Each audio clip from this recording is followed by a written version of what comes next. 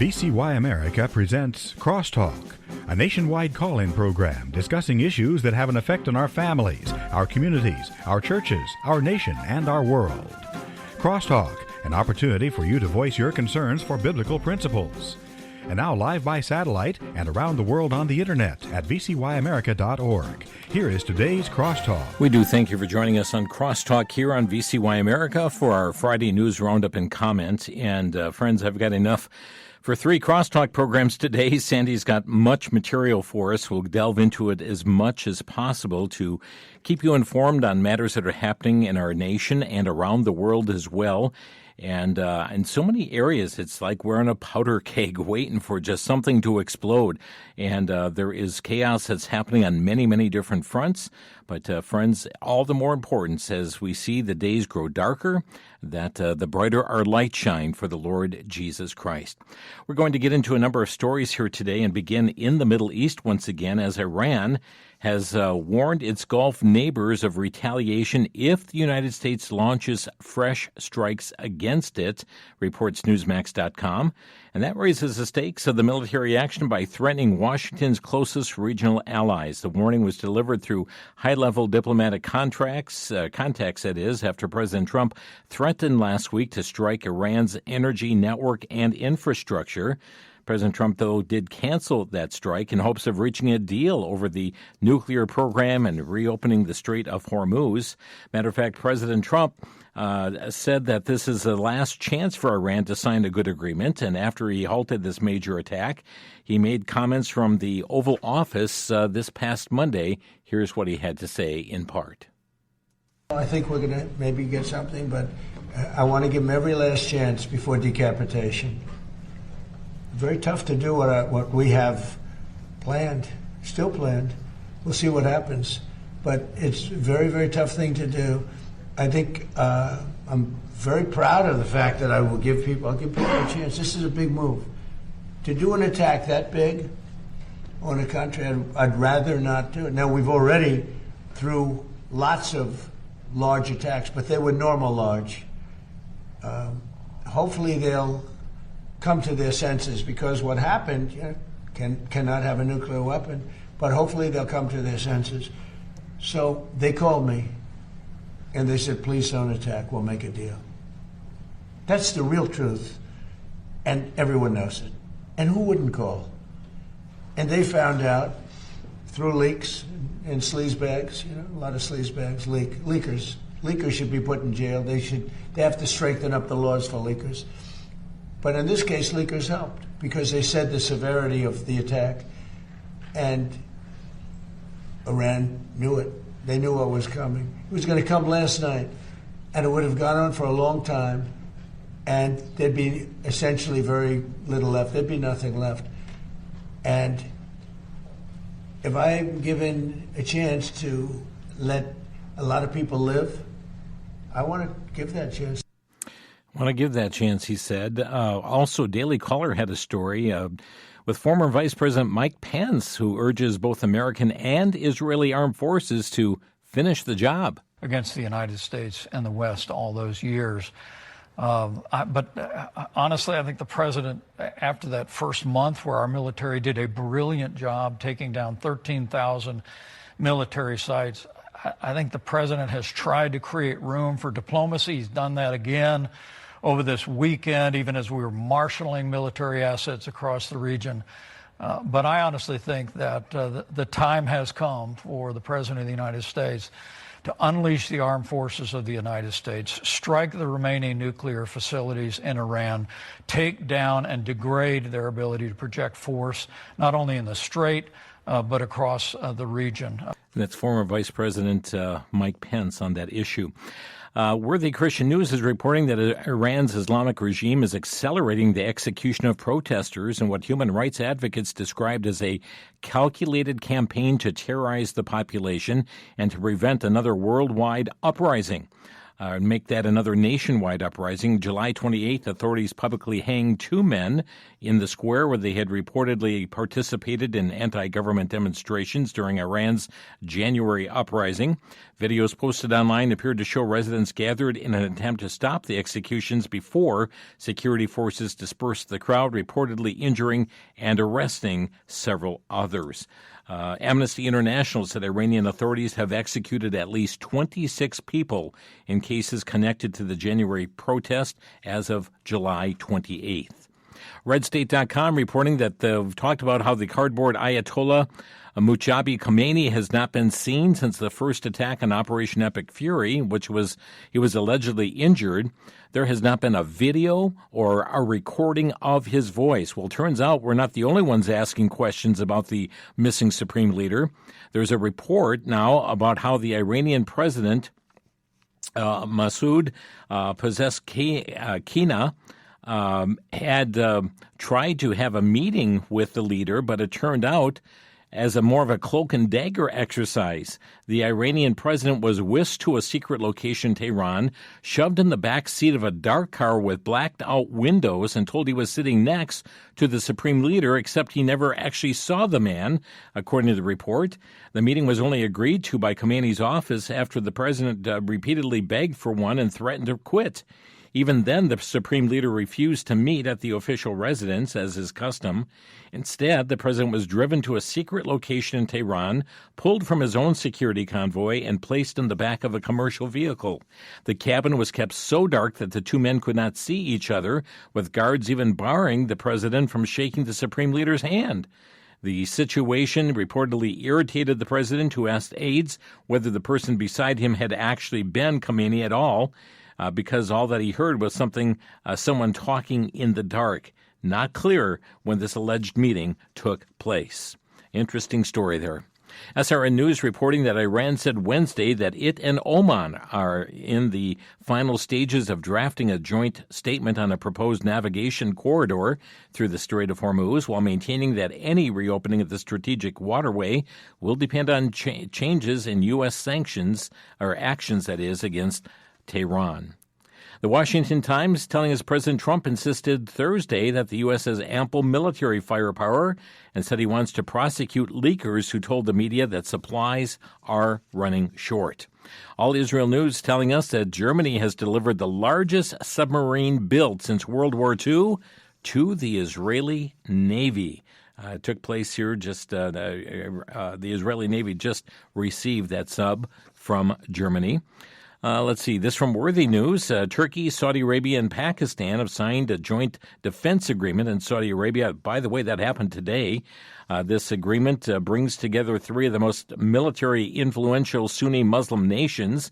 Turkey, which possesses NATO's second largest military, Saudi Arabia, one of the world's largest defense spenders, and Pakistan, the Islamic world's only declared nuclear armed power.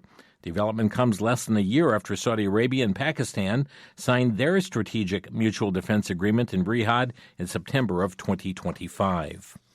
Epoch Times telling us that Yemen's Houthis said that they had launched a missile strike on a Saudi oil tanker off the coast of the kingdom's Red Sea port.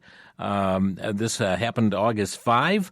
He added that the strike took a number of Saudi vessels that had been hit since the Houthis announced a blockade. And so we understand this attack of the Saudi oil tanker amid the Red Sea blockade. The Times of Israel reporting that anti-Semitic incidents in the UK have risen 21% in the first 6 months of 2026 compared to the same period last year, reaching the second highest total on record for the first half of a year. That's according to a new report published Wednesday morning by the Community Security Trust. They have tracked 1,926 anti-Jewish hate incidents between January and June. Physical attacks rose up sharply with 135 recorded anti-Semitic assaults, an 82% increase that's a year over year. Incidents in schools jumped 59%, while synagogue-related incidents surged by 31%. And let's see, Jordan, Jihad Watch reporting that Jordan has called emergency meeting of Muslim foreign ministers regarding an imminent threat of Israeli takeover of the Temple Mount. Jordan's foreign ministry, Ayman Safadi, stated, quote, "We warned that tampering with the status quo could trigger a religious conflict that will reverberate beyond Palestine and Jordan into the whole Muslim world." What's he referring to is the status quo agreement that they signed after the Six-Day War in June of 1967. And under those terms, the Jordanian Religious Trust would retain control of the Temple Mount. Jews would be allowed to visit the site without restrictions, though they'd not be able to pray there. Israel would also take responsibility for security, though its forces would stay off the Mount. Well, very interesting because they are concerned about an incursion taking there, and thousands of Jews, we understand, prayed, waved Israeli flags, sang the national anthem, and so there is an emergency meeting about a possible imminent threat of an Israeli takeover of the Temple Mount. Let's see. Washington Times. Russian missile and drone strikes on Kyiv and the surrounding region killed 17 people, wounded 44 others overnight on Wednesday, smashing business premises and a train station. The targets hit included a brewing company, a warehouse for construction material, and a mail sorting office that had nothing to do with the war, Zelensky said. The nighttime attack lasted about 2 hours, was the latest in a series of large-scale Russian ballistic missile strikes. The Epoch Times also telling us the EU will use $1.62 billion accumulated from interest on frozen Russian assets to support Ukraine. European Commission President Ursula von der Leyen said that Moscow must pay for the destruction that it has caused.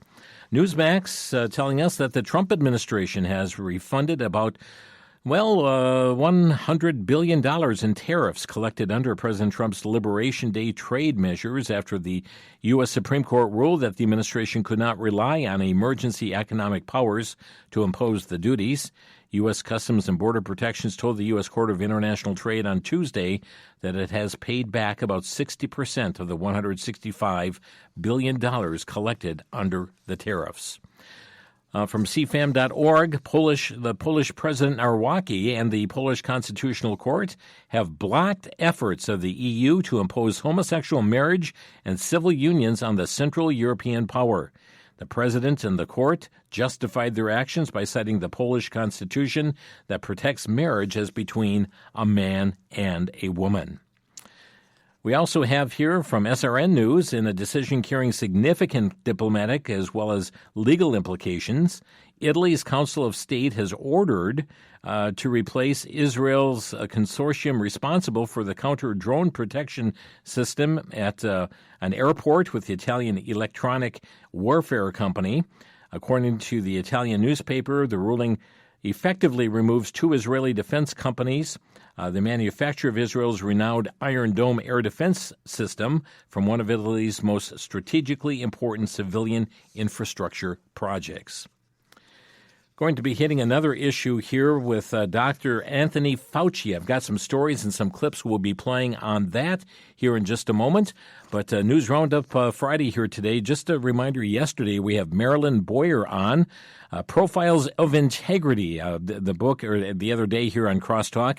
And those of you who tried reaching out to the VCY bookstore, got busy signals. They heard from a lot of you, but you can reach out today even at 1-888-722-4829. They've got that 43% off through this month of August. And they also inform me, those of you who like the Profiles of Integrity, they still have copies of the 4-book set, Profiles of Valor, as well. 1-888-722-4829 or VCY.com. We'll be back. Back to Genesis with Dr. John Morris, geologist and president of the Institute for Creation Research. Dr. Morris, does the fossil record prove evolution? Not at all, Chris. In fact, it couldn't prove evolution because evolution didn't happen. I don't even think it supports evolution very well. What we see in the fossil record are the same kinds of plants and animals which are alive today. They can be put in the various categories such as clams or snails or brachiopods. Some animals, like the dinosaurs, have gone extinct, but none of the fossils seem to point to one type of animal evolving or changing into another type. That's because evolution simply didn't happen. What did happen is creation of the basic types of plants and animals that God created. They exist into the present day or else have gone extinct, but nothing else has arisen since then. And that's the way it is back in Genesis. Thanks, Dr. Morris. For more on creation, visit our website at www.icr.org.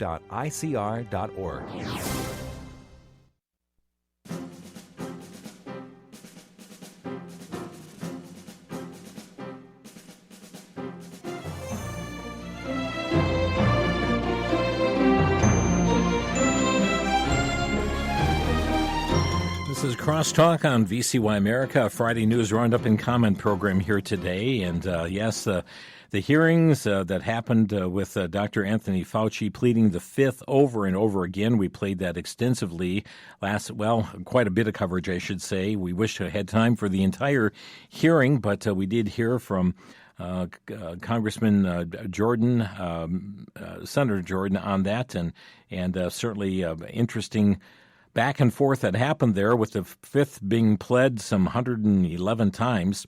Washington Times is reporting a Senate committee voted yesterday to hold Dr. Fauci in criminal contempt of Congress for refusing to answer senators' questions about his decisions and actions during the pandemic. The vote was 8-5, with 2 additional no votes cast by proxy, so 8-7 total. Usually the next step would be to have a contempt resolution go to the full Senate. However, Rand Paul on Thursday asked the Justice Department, actually it was, by the way, Senator Hawley, not Jordan. It was Senator Hawley that we featured last Friday, so got that corrected. But Senator Paul yesterday asked the Justice Department to prosecute Dr. Fauci for refusing to answer the questions, and he sent the referral after the committee he chairs approved this contempt resolution on a party line vote. The resolution accuses Fauci of failing to obey a congressional subpoena. In addition to that, Just the News is reporting that the Florida Attorney General James Othmeyer has subpoenaed Dr. Fauci Wednesday as part of an investigation into whether Fauci improperly used his position for personal gain. Othmeyer said that he is teaming up with the attorney generals of West Virginia and Louisiana to look into awards, professional opportunities, financial incentives, grants, and COVID guidance that impacted their states. Now, it's very interesting because there's some audio that's resurfaced from 2022 regarding Dr. Fauci, and the person speaking on this was none other than Dr. John MacArthur. Here's what he had to say. Anthony Fauci would be a classic illustration of a guy no one should trust. I think there are some scientists who are more honest than others. The honest scientists you don't see in politics. What you get is guys who have been politicized, who are in it for the money and the power. That's what we've been subject to. Dr. John MacArthur on Dr. Anthony Fauci. Daily Signal is reporting efforts to advance the Save America Act received a boost Wednesday afternoon following what Senator Mike Lee of Utah described as a very productive Senate Republican meeting. He said they moved this to a very favorable direction, talking now much more about how best this to be done, whether to stay and work on the Save America Act, but what procedural vehicle to use in order to get this thing done. We talked about this on previous programs, but they're talking about a procedural vehicle in the $95 billion House-passed budget resolution. It's a potential reconciliation package in which portions of the Save America Act could be included. The holdup is that the Senate must still add its own instructions to the House's budget resolution.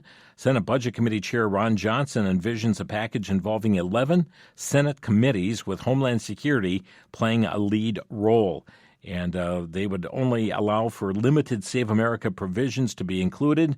And they say likely the option would be to grant a program to allow states to voluntarily implement voter ID requirements. Interesting indeed as to see where that's going. But, friends, you can continue to reach out to especially your members of the Senate at 202-224-3121. Worthy News telling us President Trump signed 2 executive actions yesterday aimed at restricting birth tourism and limiting automatic citizenship in certain cases. One order seeks to restrict citizen claims involving children born in the U.S. to foreign nationals who allegedly entered the country through fraud or traveled primarily to secure American citizenship for their child. The second directs the Department of State and Homeland Security to strengthen visa screening and to develop additional policies targeting the commercial birth tourism industry. He said this is about people coming into our country for the purpose of having a baby and taking advantage of our citizenship laws. The Wisconsin Examiner reporting a federal judge lifted a stay Wednesday on the termination of temporary protections for hundreds of thousands of Haitians in order to comply with the U.S. Supreme Court ruling that cleared the way for the Trump administration to remove their legal status and open them up for deportations. The order from Judge Anna Reyes means that between 330,000 and 350,000 Haitians living in the U.S. have lost their temporary protection status, even while legal arguments on a racial discrimination claim are continuing. The Epoch Times also reporting the Trump administration will require some prospective immigrants to post a bond to receive a U.S. visa. That's in a move designed to ensure those who come to America have the financial means to support themselves without relying on public existence and subsistence. Headlines, USA.com, the State Department Wednesday offered a $25 million reward for information leading to the capture of Juan Carlos Gonzalez. That's scaling up pressure on a U.S. citizen who has emerged as a figurehead of Mexico's most powerful cartel. That $25 million was bumped up from a $5 million amount. Washington Examiner reports that the White House has launched fraud.gov yesterday. That's a tracking website of the administration's crackdown on fraud across federal agencies. And we know Vice President J.D. Vance has been appointed chair of the task force. Again, that is fraud.gov. The Center Square, a new lawsuit challenging the Wisconsin law that will allow for mobile sports wagering to be legal across the state, has been undertaken now. The Brown County Taxpayer Association and Citizens Defending Liberty sued, stating that the law is unconstitutional because of Wisconsin's ban on the legislature authoring gambling in any form, and stating that Governor Evers' plan to negotiate tribal gaming pacts violates the Equal Protection Doctrine by allowing for this benefit based upon race. Lawsuit was filed by the Wisconsin Institute for Law and Liberty. Interesting elections this week. This from the Daily Signal. The progressive candidate, Abdul al-Sayed, narrowly won the Democratic nomination for Michigan Senate seat on Tuesday, according to the Associated Press. He beat out Representative Haley Stevens by fewer than 15,000 votes, or 1% of the vote. He now will face Republican Mike Rogers in the November general election. El-Sayed was endorsed by Bernie Sanders, who identifies as a Democratic socialist. He campaigned numerous times with squad members like Ilhan Omar, Rashida Tlaib, Ayanna Pressley. Also appeared at campaign events with controversial Twitch streamer Hassan Piker, who once said the United States deserved 9/11. And also, this is Malat Quiroz, who booted longtime Denver Democrat, 15-term leftist Diana DeGette from her seat in Congress during her party's primary just weeks ago. Story on WND.com. She is an immigrant from Ethiopia. Her candidacy is based on components that would be found in communism, like Medicare for all, abolishing ICE, universal child care, control by the government workers' rights, and federal control of housing. Now she's pushed her agenda to demand socialism to an extreme, insisting that socialism is actually more American than capitalism. Very interesting. And she said even more than capitalism. So let's listen into that clip here from Colorado. I don't think there's anything more American than subscribing to an economic philosophy that, as the evidence shows, is the only one that's actually capable of delivering things like life, liberty, and the pursuit of happiness. I really can't think of anything else. Socialism has proven to deliver on the values of the Declaration of Independence more than capitalism has. Yeah. You know, when we talk about capitalism, you know, one of the things that folks talk about with capitalism is a theory is that it's responsible for, delivering people out of poverty here in the U.S. More people out of poverty around the world than any other economic system. Yeah. Yes, which isn't the entire story.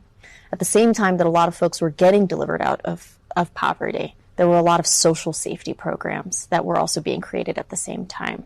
A lot of fair labor laws that were being enacted. Rights that workers were taking back to make sure that they were not working in unsafe conditions, to make sure that they were earning fair wages. Folks, what we're hearing is a twisting, such a twisting that is going on. And trying to represent socialism as being the way, and it's even more American than capitalism. And it's only socialism that's going to give the right to life, liberty, and the pursuit of happiness. There's a theological term for that, friends. It's called hogwash. Also, this is a story coming out from the Daily Signal on the candidate that is running for governor in the state of Wisconsin. By the way, the primary this coming Tuesday, Francesca Hong, leading candidate to win the Democratic primary in the Wisconsin governor's race, made some news for a series of Unearth X posts. She's a member of the Democratic Socialist of America and posted on X in 2020 during the COVID-19 lockdowns at the height of the Great Awakening fervor, cancel Thanksgiving. She said, should have done this in 1621. If it takes a worldwide pandemic for us to realize we should stop celebrating colonialism and the original super spreader event that killed indigenous folks and women, so be it. She was on a CNN interview, and she was asked by the interviewer, Caitlin Collins, do you still believe that Thanksgiving should be canceled? And here's how she responded. Positions that he keeps highlighting and, obviously likely would continue to do so before November should you win. One thing that they brought up as well was a post from you in 2021 where you said Americans should cancel Thanksgiving, should have done this in 1621. The post has been deleted. Republicans have been highlighting it. Do you still believe that Thanksgiving should be canceled? I'm a chef. And one of the first meals that I made that was for the community when I was 16 was a Thanksgiving meal. I always think my hospitality background in owning a restaurant for 7-8 years, that bringing folks around the table to share conversation and build community is always a good thing.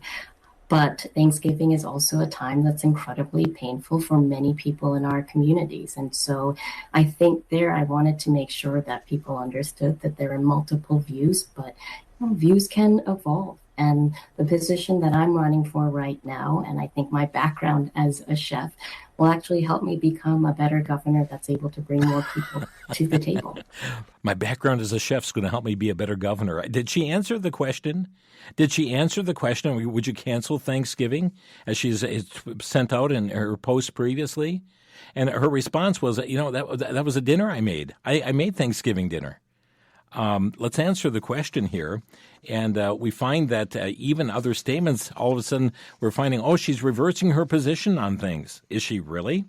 Also very interesting here from the Free Beacon. And by the way, Wisconsinites, there is an election this coming Tuesday, and you're encouraged to be informed on the candidates and cast a prayerful vote this Tuesday.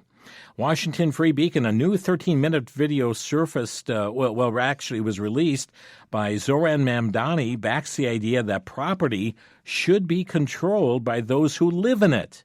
Hear that? Property should be controlled by those who live in it rather than those who own it. It features Mamdani housing official Sia Weaver, who has attacked the idea of property rights, particularly for white families. We're going to have more on New York City's mayor after the break. You're listening to Crosstalk on VCY America.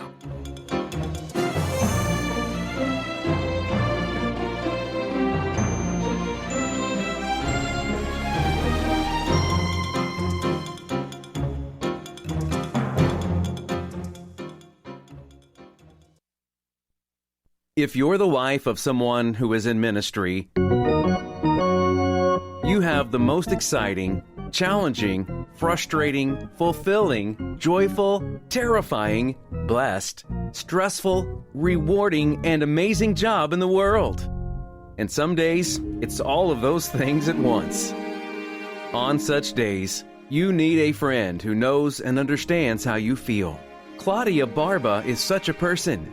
In her book, The Monday Morning Club, Claudia draws from her own experiences as she writes with love and gentle humor about the joys and absurdities of ministry life.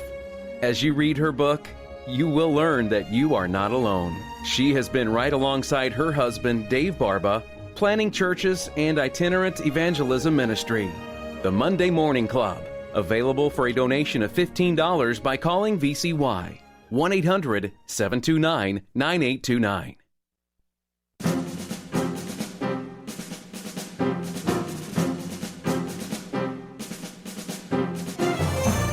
News Roundup and Comment program here today on Crosstalk. By the way, our condolences to the family, friends, loved ones of Mike Riddle. He was a creation speaker, apologist, and Mike Riddle recently went home to be with the Lord July 31st. Mike had been one of the speakers some years back at our father-son retreat at Trail Ridge Camp. Many will remember him, but held a degree in mathematics and education, taught on creation apologetics for over 40 years. His primary emphasis being to teach the teachers, Ken Ham says, so even more people could be impacted by the message. He was a U.S. Marine captain, and those of you who are at the retreat knew that, because if you didn't say something right, okay, down there, give me 10. But happy memory, but creationist, apologist Mike Riddle, now home with the Lord. We were just talking about socialist Mamdani in New York City, and New York Post is reporting that he axed the advisors of a major nonprofit that channels private sector donations, that is, to fund city initiatives. It's his latest hostile act toward New York business leaders, they report. He thanked the dismissed advisory board members of the Mayor's Fund to Advance New York City for their service.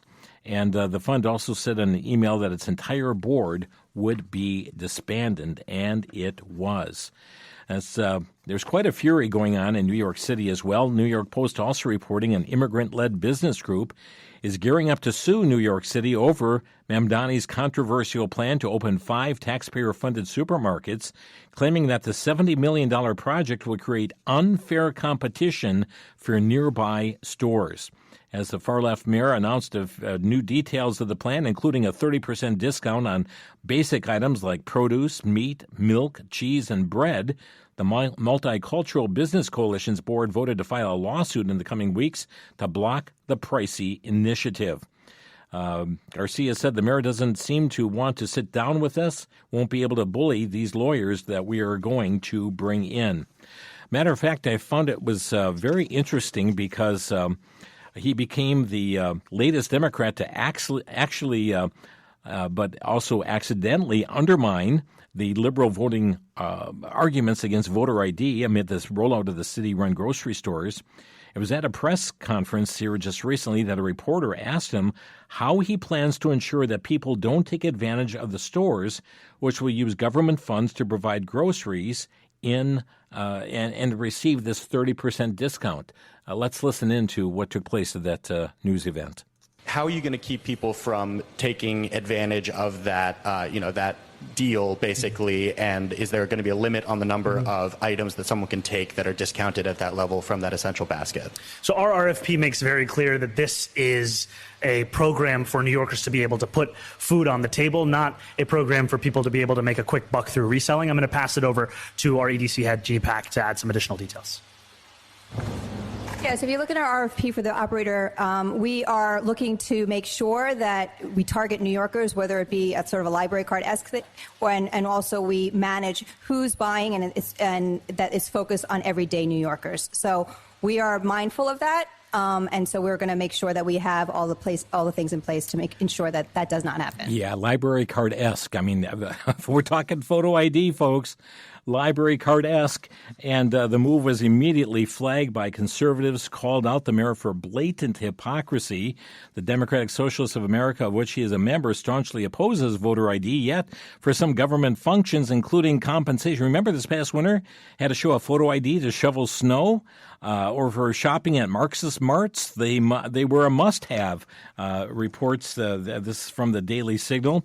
Political pushback changed the Mamdani administration's Clinton's tune. Within a week, ID is no longer required now to shop at the city's government grocery stores. By the way, this is backfiring in Chicago, reports Fox News. The idea of government-run grocery stores facing renewed scrutiny as Chicago abandons plans for a municipal supermarket, raising questions about whether taxpayer-funded markets can survive. The city has spent so far $13.5 million on these stores, and they're on the brink of closing. Okay, let's go on to Axios. The Republicans are planning to use their first-ever midterm convention in Dallas next month to mount a sweeping, made-for-primetime case that Democrats have become captive to their activist left. GOP operatives spent months compiling footage of Democratic figures, including Hassan Piker, the Senate candidate in Texas, James Tallarico, and they're going to be using these throughout the convention. Organizers will particularly focus on Abdul El-Sayed, the Democratic nominee for Senate in Michigan, who backs Medicare for all and criticizes Israel. Trump has blasted El-Sayed, a Muslim, as a communist and a man of hate who hates Israel. By the way, though, there is a 53% of Gen Z has a positive view of socialism. This is a poll that's reported in the Daily Torch. This is a generation now removed from the Cold War, and four generations from World War II. Suddenly, alternatives to capitalism don't look so bad to them. Only 23% of Gen Z viewing socialism unfavorably, 53% favorably. Jewish Insider reports a Florida man accused of hurling a brick through a front window of a Sarasota Chabad house.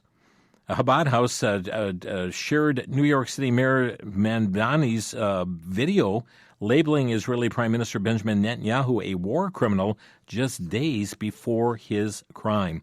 Also in Dearborn, Michigan, tens of thousands, this is from Pamela Geller, tens of thousands flooded Michigan last weekend in a massive Islamic procession. Black flags, Arabic chants, Hezbollah-linked imagery. It was a scene that was just ripped straight out of the Middle East. Not a cultural festival, it was a victory parade, she says, a living reminder that Dearborn has already been conquered without a single shot fired. Those who are Christians and Jews reduced to second-class citizens. Participants were waving flags of U.S.-designated terrorist group like Iraqi Hezbollah, the Iran-backed Iraqi PMU flags, and they wore Lebanese Hezbollah headbands as well at this massive demonstration. Also, let me just share here another audio clip. This is Kamala Harris laid out her agenda, 2028. We'll see whether she makes her official announcement for president or not, but listen into some of the things she was talking about. I know this is going to be controversial coming from me in particular. We need to revisit the Electoral College. We need to revisit the point of expanding the court to 13 justices like we have 13 district courts. Yeah, expand the court. I wonder if she would do that right now under the Trump administration, to expand that court. Very interesting statements, though, as she spoke before the National Urban League just recently here, and some of those were thoughts that she shared there. Slay News reporting Georgia families are facing the prospect of being forced from their homes as a state-backed utility moves to clear land for a massive transmission project designed primarily to feed power-hungry artificial intelligence data centers. Georgia Power is seeking to demolish roughly 30 homes and take control of 330 parcels of land that stand in the path of a planned 1,000-mile transmission line, according to reporting from Fortune. Once completed, the network is expected to distribute nearly 10,000 megawatts of electricity from a newly constructed power plant. A fact sheet says approximately 80% of that is expected to power the data centers. The remaining would be divided among homes, local businesses, and other customers as well. There's been a big to-do about the WNBA, the Women's National Basketball Association, about having biological males who identify as females from playing on the sports teams. And there is just an unbelievable clip coming from Stephanie White, who is the coach for the Indiana Fever. She's the coach there. And she was asked about transgender players on the team. Listen to what she had to say. What's your stance? What is your stance on men or athletes who test as biological male participating in women's sports? What's your personal stance? Yeah, I mean, I don't know that I would say that I'm educated enough from a scientific standpoint. I don't ever believe that exclusion is an answer. I just don't. I do think, when we think about various levels of sport, various governing bodies of sport and things that go into that, like I said, I'm not educated enough at the different levels. I know growing up, I played with the boys all the time. So there weren't girl sports. Would you welcome a biological male in WNBA? Again, it's like, I don't know, when we talk about biological male and scientifically where we are, I think it's a totally different scenario. Oh my. As I said, I'm not educated enough in terms of transgender and transitioning to give you a smart answer. I would say, though, that I just don't feel like exclusion is an answer, and I think that we need to have deeper, more layered conversations. Yeah, more layered conversations on this. I'm just not, smart enough on this. I just don't have the intellectual capacity to know this thing. Unbelievable. The Indiana Fever coach, Stephanie White, being asked about transgenders playing on the team. This would be biological males identifying as female, and how devastating that would be to the W. What does that W stand for, by the way? It stands for women, right?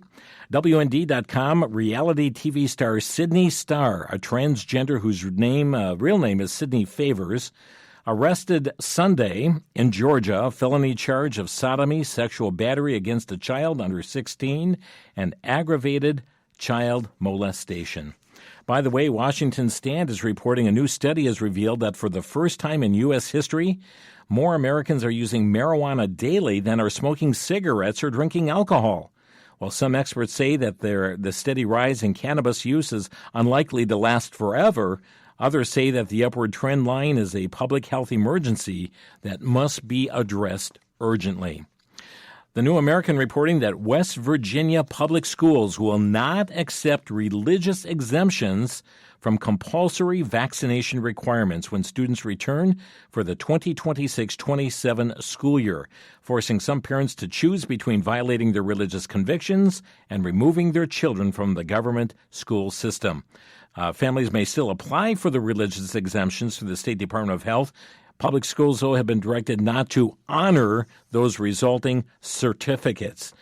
It's pretty amazing. But West Virginia schools rejecting religious vaccine exemptions. And then down in Florida, LifeSite News is reporting that Florida's Republican Attorney General, James Othmeyer, has warned the Florida Conference of Catholic Bishops that Catholic schools may be disqualified from state-funded scholarships and vouchers due to their denial of vaccine religious exemptions. In Colorado, Life News is reporting Colorado citizens legalized assisted suicide by approving Prop 106 back in 2016, came into effect in 2017, and in 2024, Colorado passed the assisted suicide bill, expanding their assisted suicide law by permitting non-physicians to prescribe the assisted suicide poison, reducing the waiting period from 15 days to 48 hours. Well, 512 people killed themselves in assisted suicide in Colorado last year. Let's take a break, and also we'll open phone lines today here on Crosstalk. If you'd like to comment on these or other current event stories, our number to Crosstalk, 800-733-9829. That's 1-800-733-9829. This is Crosstalk on VCY America.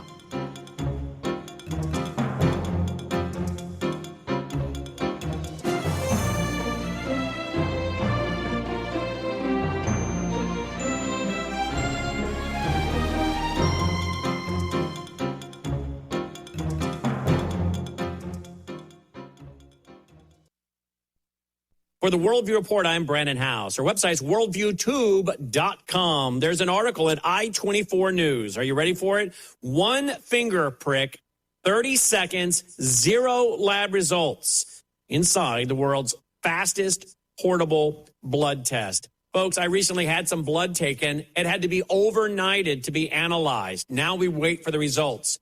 Guess what? There is a company that has just developed the ability to get lab results in a matter of 30 seconds with one finger prick, and it's already saving lives, and it can be used in a home hospital situation, in a hospital, or on the battlefield. And guess who developed it, folks? Are you ready? Israeli technology. It's coming out of Israel. And this is exactly what Genesis chapter 12 speaks about. This nation being a blessing to the whole world. Where are the BDS, the boycott, divestment, sanction crowd now? Israeli technology saving lives again.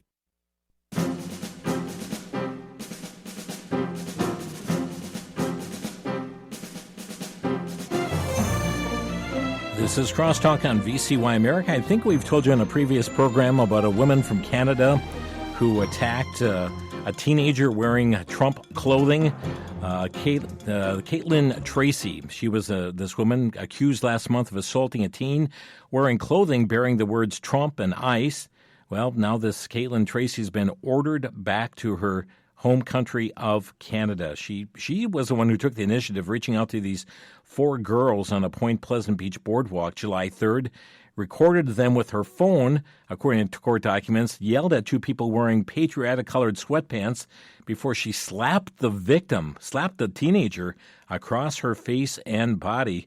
Immigration judge in Texas has ordered Tracy to be deported on Tuesday. So very interesting what is taking place there. Phone number to Crosstalk, 800-733-9829. And we have Jim calling in from Wisconsin. Hi, Jim. You're on the air. Hi, Jim. I'd like to bring up something that I haven't heard addressed, and you might want to look into this, but I've been hearing reports that there's large groups of people from churches that do not vote. Oh, yeah. It's very troubling. Yeah, we've mentioned that several times. Some of the guests that we've reported on here have indicated that only half of people who are Christians are registered to vote, and of that 50% that are registered, only half of them actually cast a vote. That is wrong. That needs to change. Yeah. It does. Thank you, sir. Thank you for the call. Mark in Tucson, Arizona, you're on the air. Hey, Jim. I just wanted to borrow from Donald Trump-style lingo. Our alliance with Israel is too big to renege. There's no art of the deal with Israel's enemies that's bigger than Genesis 12:3. So the curse from God is not going to make America great again. That's my comment. Okay. Thank you, Mark, for that. 800-733-9829 is our number. Yeah, curse from God will not make America great again. Neither will this. Planned Parenthood, this is a story on lifenews.com. Planned Parenthood has now defined abortion as gender-affirming care. It was a social media post that they put out declaring that reproductive freedom means every person gets to decide what's right for their own body, no exceptions. They made the claim less than 1 month after Planned Parenthood's federal funding resumed, as the organization has increasingly cashed in on expanding transgender procedures for minors and now calls abortion itself, the murdering of life in the womb, as being gender-affirming care. By the way, the Epoch Times reports that the cybersecurity company, I think it's Vulinchek, said on August 5th that it has found more than 20 models of a Chinese-made wireless router sold worldwide contain a hidden backdoor that could allow unauthorized access to devices connected to the network. The finding adds to the growing Western concerns about cybersecurity risks posed by Chinese-made networking equipment. Jacob Baines, the chief technology officer who found the backdoor, said in a blog post that the vulnerability, dubbed Endless Doors, affects routers manufactured by Shenzhen Zibotong Electronics Company and sold under like a Wi-Flyer brand name and ZBT Link. They serve as a gateway between internet-connected devices and the wider Internet itself. He estimates there's at least 100,000 of these routers that are deployed worldwide as well. Also interesting out of Arizona, Just the News telling us Arizona's largest county suffered a significant breach of its election data in the days before the 2020 presidential election when a self-described hacker foiled security and obtained 633,000 voter registration files, but the Biden Justice Department and local prosecutors declined to bring charges even after the FBI got the suspect to confess. The scraping of Maricopa County's voter registration caused an extensive FBI investigation that led agents to a home in Fountain Hills, Arizona. The man the FBI confronted admitted he wrote a computer script to exploit the county voter system's security and scraped the files, which included 930 with sensitive voter information like domestic violence victims, judges, and law enforcement officers, according to the FBI case files. Oh, how we need integrity into the voter process, the whole election process. Fox News telling us a coalition of communist, socialist, and left-wing activist organizations have helped drive nearly 2 weeks of protest in a sprawling encampment in Madison, Wisconsin. This is following the fatal police shooting of a man, Corey Ruiz, with the demonstrations later escalating into clashes with police, street fires, blocked intersections, and again, people, follow the money? Communist Socialist Network helping to fuel just these very actions as well. Troubling news, jpost.com has it. Educators in Connecticut must develop curriculum materials for Islamic and Arab studies, according to a new state law that went into effect earlier this month. The new law that appears as appears as a small provision in a larger bill, requires the State Board of Education to make curricular materials available to school boards on Islamic and Arab studies and encourage them to provide this instructions. It's now, I guess, what do we have? Educational jihad taking place in this. Let's see. Also, we have the Wesley Bell did fend off Cori Bush's socialist challenge in Missouri's Democratic primary. That happened earlier this week as well on Election Day. And so much more that is happening in our world today. But friends, certainly the days are growing darker. But the darker the night, as we said at the beginning of the program, the brighter the light shines, and how important it is for us to share the good news of the gospel in such a time as this. Certainly there is a warning that is taking place all over the world as to evil men and seducers waxing worse and worse, deceived and being deceived. Sometime open your Bible, read what it says in 2 Timothy 3 about the last days. The perilous times will come. You read the characteristics there and see if that is not a mirror of our present society. So Paul told Timothy, preach the word. And friends, that's what we need to do today, is to proclaim God's word to hearts that are sorely in need of the Savior. God bless you, friends. Thank you for joining us today and all this week on Crosstalk. It is Friday today. The Lord's Day is just ahead, and I trust you'll be in a Bible-believing, Bible-teaching local church. Thanks for listening.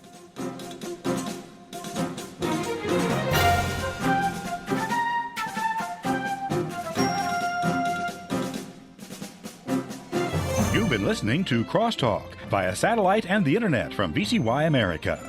Views expressed may or may not be those of this station. For a CD of today's program, send a donation of $6 or more to VCY Tape Ministry, 3434 West Kilbourne Avenue, Milwaukee, Wisconsin, 53208, or download by RSS or podcast from crosstalkamerica.com. And join us again for Crosstalk.